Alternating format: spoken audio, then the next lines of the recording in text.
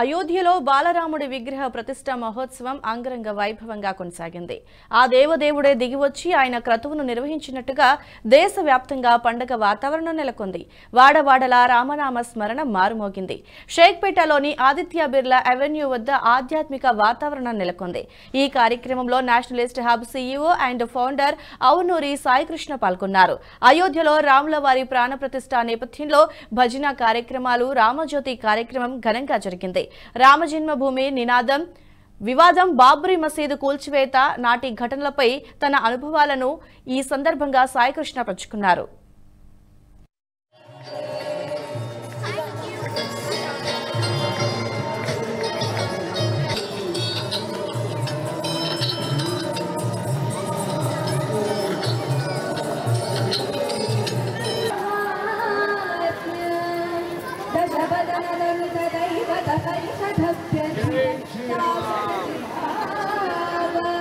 Common ఎరా నుంచి 0 నుంచి 15th సెంచరీ మధ్య అద్భుతాలు జరిగాయి ఈ దేశంలో. అందుకే ఈరోజు మీరు చూస్తే ఒక బృహదీశ్వర ఆలయం కావచ్చు, లేకపోతే ఒక కొనార్క్ టెంపుల్ కావచ్చు, లేకపోతే ఎక్కడికి వెళ్ళినా కూడా ది బెస్ట్ రిఫైన్డ్ అంటే ఒక ఇన్నోవేటివ్ అద్భుతాలు జరిగాయి ఆ రోజుల్లో.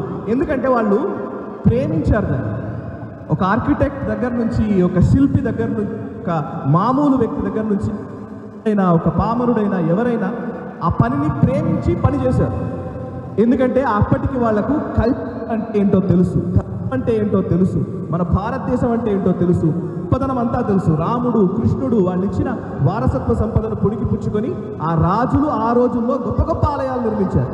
After 15th century what we have lost అంటే మన చరిత్ర పోయింది, మన గురించి మనం తెలుసుకోవడం ఆపేశాం, మనం ఏంటో మనకు తెలియదు.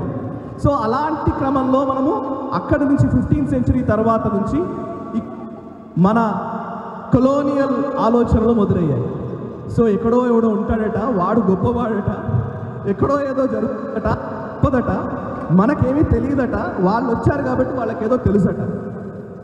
ఈ భావన నుంచే అనేక సంవత్సరాలుగా యుద్ధం చేస్తే కానీ అయోధ్యలో రామాలయం నిర్మితం కాలేదు. యుద్ధం జరిగింది.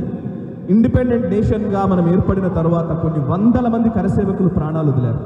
ఎందుకు ఎక్కడో అయోధ్యలో గుడి కట్టడం కోసం ఎందుకు అవుతున్నదంటే, ఈ రోజుకి చూస్తే మీరు అయోధ్యని గూగుల్ చేస్తే ఇంతకుముందు మీరు ఒక సంవత్సరం 2 సంవత్సరాల క్రితం వరకు ఒక కట్టడం కనిపించేది.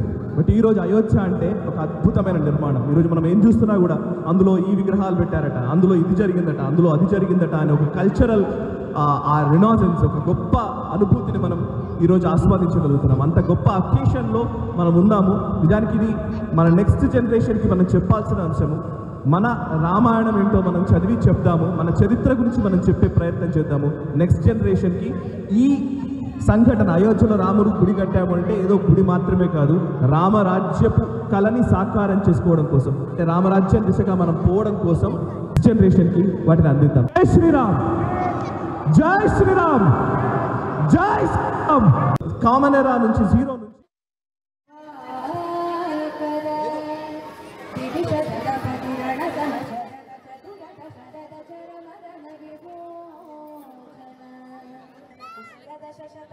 ఈ వీడియో మీకు నచ్చినట్టయితే లైక్ చేయండి, 10 మందికి షేర్ చేయండి. అలాగే కామెంట్ల రూపంలో మీ అభిప్రాయాలను మాతో పంచుకోండి. Nationalist hub group of channels ను సబ్స్క్రైబ్ చేసుకుని తెలుగునాట జాతీయవాద జర్నలిజాన్ని ప్రోత్సహించండి. ఈ వీడియో కింద ఉన్న బెల్ ఐకాన్ పై క్లిక్ చేయడం మర్చిపోవద్దు.